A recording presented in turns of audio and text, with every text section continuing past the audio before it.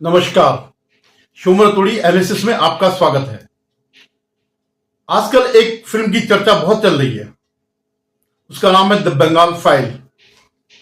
Bengal file ये जो है विवेक अग्निहोत्री की बनाई फिल्म है, जिसने इससे पहले बनाई थी द कश्मीर फाइल और उससे पहले बनाई थी ताशकंद फाइल। तो वो पहले तो शास्त्री जी पर थी, और जो दूसरी कश्मीर फाइल वो जो कश्मीरी हिंदुओं पर जो अत्याचार हुआ 1990 के दौर में, उनको जो वहां से एक्सोडस करना पड़ा बागियों को। आप लोग अब तक शायद जान ही गए होंगे कि कश्मीर में क्या क्या हुआ कांग्रेस के राज में, और ये चीजें सब छुपाई गई थी। लेकिन जैसे ये राज खत्म हुआ तो कई चीजें सामने आई। ऐसे जो ये कश्मीर जो द बंगाल फाइल है, ये किस घटना पर आधारित है? आप लोगों ने नाम तो जरूर सुना होगा, डायरेक्ट एक्शन डे, लेकिन इसके बारे में डिटेल से बहुत कम लोगों को पता होगा। उन्हीं लोगों को पता होगा जिन्होंने जानने की कोशिश करी। क्यों पता नहीं होगा? क्योंकि ये इतिहास को जो है छुपाया गया, दबाया गया। हिंदुओं के साथ क्या हुआ ये कोई नहीं बताएगा आपको। सिर्फ इतना नहीं है, पूरी दुनिया में सबसे बड़ा जो हॉलोकॉस्ट कहते हैं नरसंहार, यह माना जाता है कि ज्यूज के साथ हुआ, यहूदियों के साथ हुआ।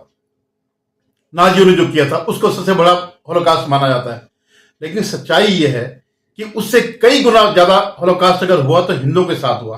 1000 साल तक, 700-800 साल तक लगातार होता रहा, लेकिन उसे दुनिया में कहीं वो नहीं मिला, मान्यता नहीं मिली, कहीं किसी ने बताया नहीं। कोई क्यों नहीं चर्चा है?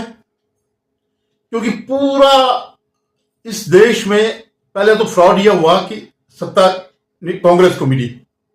कांग्रेस कोई पार्टी नहीं थी, कांग्रेस एक आंदोलन था। और सच्चाई तो यह है कि कांग्रेस की वजह से इस देश में आजादी नहीं मिली। अगर आजादी मिलनी होती कांग्रेस की वजह से तो 1885 में कांग्रेस का जन्म हुआ। तो आप लगाइए 47, 52, 10, 62, 62 ईयर्स तक क्या सत्ता नहीं मिल सकती थी? क्या गुलामी से मुक्ति नहीं पाई जा सकती? अगर सचमुच अगर कांग्रेस ने वो किया होता, सेक्रीफाइस किया होगा। और ये भी तब हुआ जो लगातार विद्रोह होता रहा, जो क्रांतिकारी थे, जो फांसी में चढ़े, जो आजीवन जिन्होंने कारावास काटा, जिनको गोलियों से वो किया गया, भुना गया, छलनी किया गया, फंदों पे लटकाया गया, पेड़ों पे। बहुत कम लोगों को पता होगा। लोग अगर आपसे पूछो आजादी किसने दिलाई, क्योंकि कांग्रेस ने दिलाई।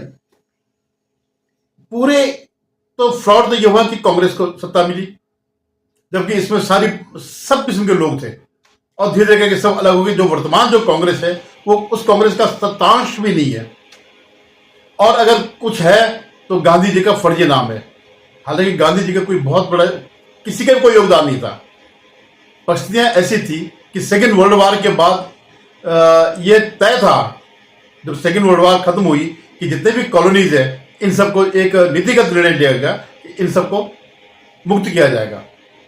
क्योंकि तब अमेरिका ने सेकेंड वर्ल्ड वॉर में अमेरिका का बहुत बड़ा हाथ था खत्म कराने में, तो उसका यह प्रभाव जरूर था। तो उसने उनकी तरफ से यह बात रखी गई कि ये सब होगा।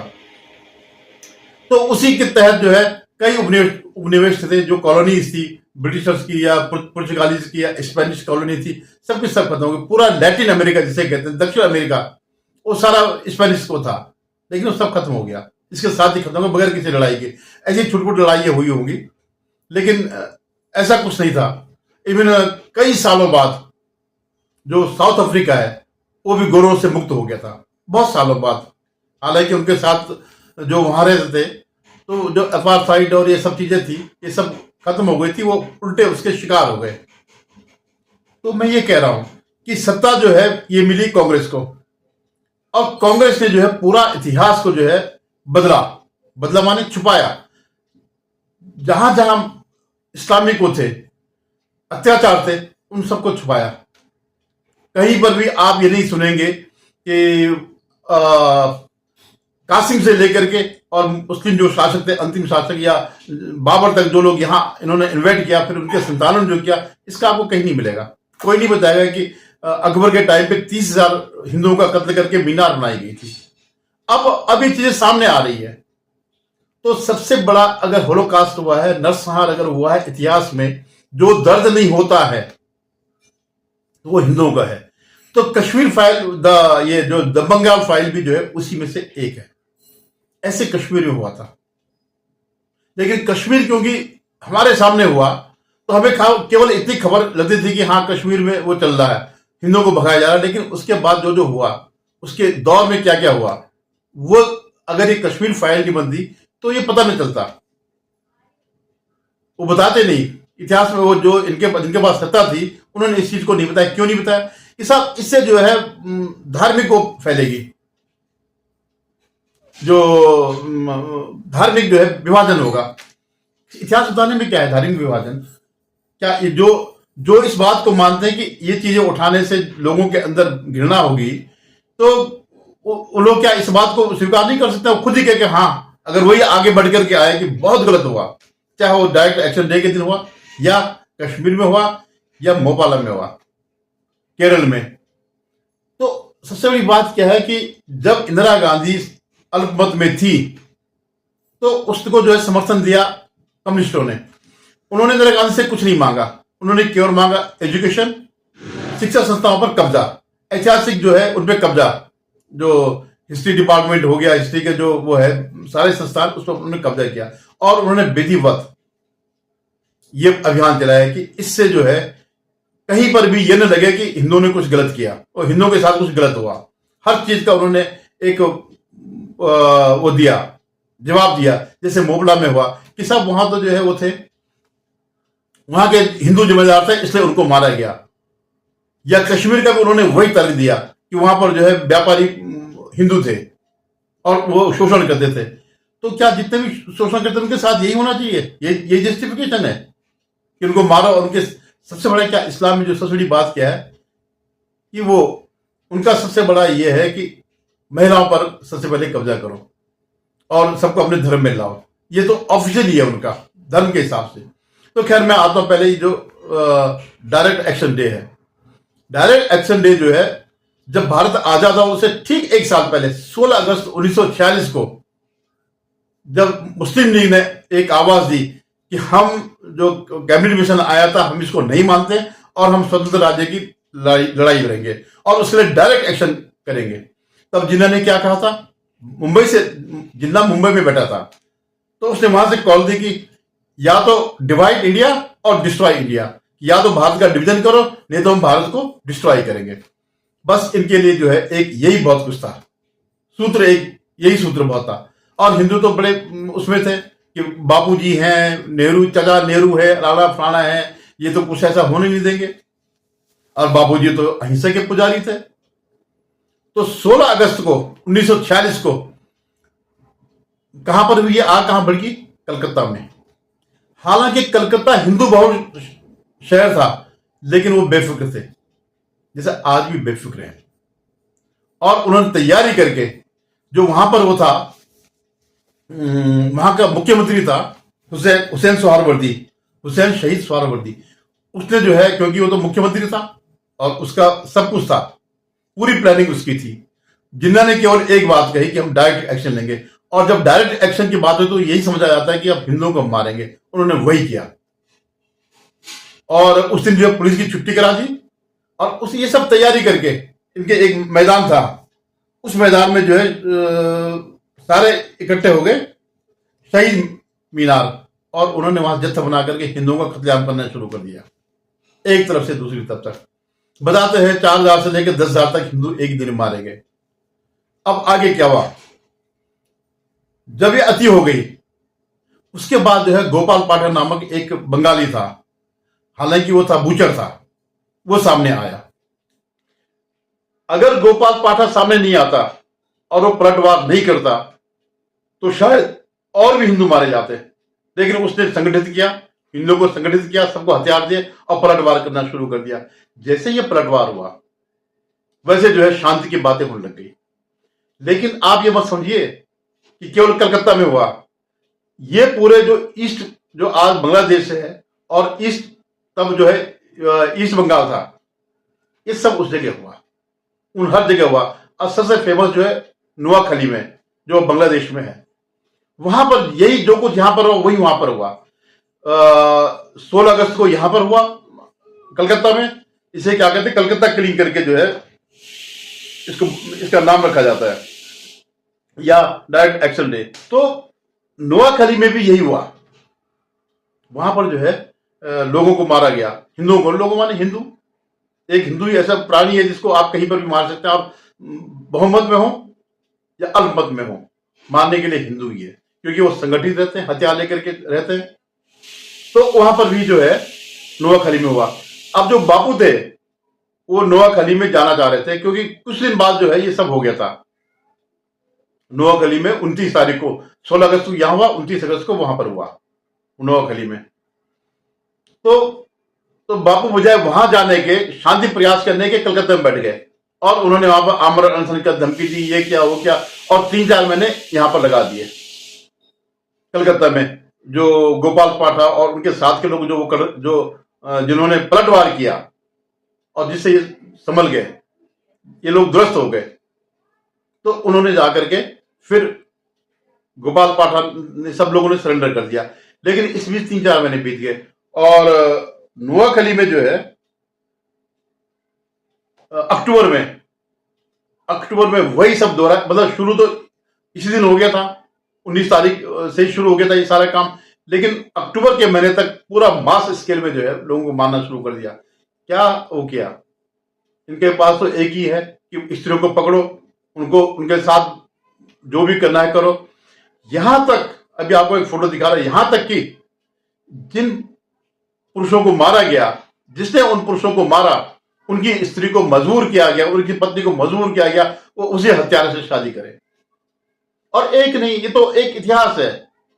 बांग्लादेश में जब 71 के दौर में जो है, या 71 से आज तक कहां जा रहे हैं ये सब हिंदू जो वहां बचे हुए थे, या पाकिस्तान में कहां जा रहे हैं, उनको जबरदस्त जो है धर्म परिवर्तन करा करके, मार करके, काट करके जीनोसाइड किया जाता है। तो बापूजी बजाय यहां नोआखली जाने के कलकत्ता में बैठ गए और वहां उनका सफाया हो गया। तब गए कि साहब मैं शांति यज्ञ करने जा रहा हूं, ये हुआ जब सब कुछ निपट चुका था। तो मैं ये कह रहा हूं कि ये जो एक इस देश में वो है, सिस्टमेटिक रूप से इस बात को जो है हिंदुओं के साथ क्या अत्याचार हुआ, क्योंकि वो लोग जानते हैं ये वामपंथी और कांग्रेसी किसने किया हिंदुओं के साथ, एक ही कौम ने किया। और इनको चाहिए उनका थोक में वोट, इसलिए उन्होंने इस चीज को सामने नहीं आने दिया। अब जब ये फिल्म रिलीज हो रही है तो सबसे पहले कलकत्ता में, बंगाल में सरकार ने इसमें बैन लगा दिया, नहीं देखने दिया, और पूरा लगातार इसको क्रिटिसाइज किया प्रोपेगेंडा है। जैसे इन्होंने कश्मीर फाइल में कहा था प्रोपेगेंडा है, या जैसे इन्होंने मोबला के जो केस हुआ था उसके बारे में ये कहा कि साहब ये तो गलती हिंदुओं की थी, जैसे कश्मीर कहते गलती हिंदुओं की थी। इवन आज भी जब शोभा यात्राएं चलती है तो कहते साहब मस्जिद के सामने से क्यों गुजरे? अरे भाई तुम हर रास्ते पर मस्जिद बना दो और फिर कहो कि यहां से क्यों गुजर रहे हो। पूरे देश में क्या बनता है? यहाँ पे मदरसा मस्जिद तो बनती है, अवैध कब्जा कर लो और मस्जिद बना लो, और कोई वहां से अगर कोई गुजरता है तो उसके जरूर से पथराव करो। तो इस बात को समझना चाहिए कि इस सब के पीछे, क्योंकि एक प्लानिंग चल रही है। वो एक इन्होंने नारा दिया था 1947 में 15 अगस्त के 14 अगस्त जब इन्होंने पाकिस्तान बना के, लड़के लिया पाकिस्तान, हंस के लेंगे हिंदुस्तान। तो उसके पीछे एक तो ये सब चल रहा है कि जो हिंदू है उनको भ्रष्ट करो, उनको बोलो कि नहीं नहीं ये तो संघी है या बीजेपी का आरएसएस वाले। आज आप देखते हैं सबसे ज्यादा घृणा का अगर पात्र कोई है तो आरएसएस है या संघ है। आप में से कोई नहीं बता सकता आरएसएस क्या गलत काम कर रहा, लेकिन मुसलमानों के लिए, कांग्रेसियों के लिए और वामपंथियों के लिए उनके उसमें जो है निशाने पर सिर्फ आरएसएस है, क्योंकि वो एक जो सभ्यता है उसको बचाने की बात करता है, वो किसी को मारने की बात नहीं करता। इवन अब तो मोहन भागवत तो ये तक मानने तैयार है कि ठीक है भाई सबका डीएनए एक है। तो ये सिस्टमेटिकली जो है, एक तो ये सब चीजें कि हिंदुओं को भ्रष्ट करो। आप जो जितने भी सेक्युलर हैं ये सब अनपढ़ हैं, और अनपढ़ क्या, इनको वही पढ़ाया गया। आज भी जो है बहुत कम लोग पढ़ते हैं कि क्या होगा। आज भी इन्हीं जो ये एजेंडा छोटे मोटे शहरों में जो है ऊपर से आता है, किसी वायर से, किसी प्रिंट से, किसी उसने किताब पे लिख दिया। अब किताब क्या होता है, उन्होंने एक आदमी ने कुछ बोल दिया ऐसा, फिर उस दूसरे ने, इनका एक सिस्टम है, किसी चीज को बताने के लिए एक ने लिख दिया, फिर दूसरे ने उसका वो कर दिया, अनुमोदन कर दिया, तीसरे ने उसको एक पुस्तिका के रूप में छाप दिया, चौथे ने उसको बड़ी किताब के रूप में छाप दिया, और फिर उसका प्रोपेगेंडा। ये एक सिस्टम है। तो मैं ये कह रहा हूं कि एक तो ये वाला है कि हिंदुओं को बनाओ, कथित सेकुलर बनाओ, और दूसरा जो है यहां पे डेमोग्राफी चेंज करो। आज जो कांग्रेस और आरजेडी या ममता ये सब जो है, जो SIR स्पेशल इंटेंसिव जो रिव्यू हो रहा है वोटर उसका, क्यों इसका विरोध कर रहे हैं, क्यों बार बार सुप्रीम कोर्ट में जा रहे हैं, क्यों ये कर रहे हैं? क्योंकि उनको पता है कि जितने भी हमने घुसाए हुए हैं यहाँ पर, देखिए ये तो क्या है, 10 साल में 3 गुना 4 गुना बन जाते हैं। अब फिर उन्होंने क्या किया कि जैसे एक तो ये कि बॉर्डर स्टेट में बैठ जाते हैं और दूसरा कंसंट्रेट रहते हैं।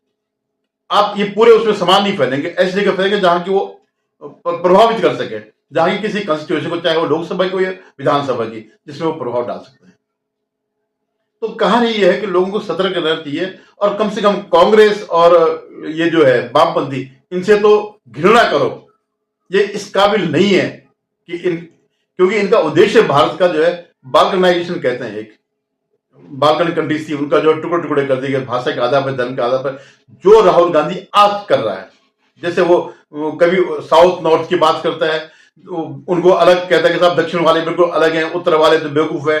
फिर वो जब ये भी नहीं चला तो जातियों बात कर रहा, जातियों को तोड़ो, ब्राह्मणों को अलग करो, राजपूतों को अलग करो, वैश्यों को अलग करो, और जो हिंदू है उनमें से भी ओबीसी, एक्सट्रीमली ओबीसी, इस तरह से डिवाइड करो, और SC और ST। तो ये जो है इस देश को तोड़ने की एक बड़ी प्लानिंग हो रही। अभी लोग, बहुत से लोग कहते हैं नहीं क्या हो रहा, कुछ भी नहीं हो रहा, क्योंकि वो लोग ऐसी जगह में बैठे हैं जहां पर कि कुछ नहीं होता है, जहां पर आप बहुसंख्यक है, लेकिन आपको पता नहीं कि इसके पीछे क्या चल रहा है। धन्यवाद। आप लोग इसको मनन करिएगा, इस वीडियो को देखिएगा, शेयर कीजिएगा कि ये फिल्म में अगर मौका मिला जरूर देखिएगा। बाकी क्योंकि जो भी तथ्यात्मक है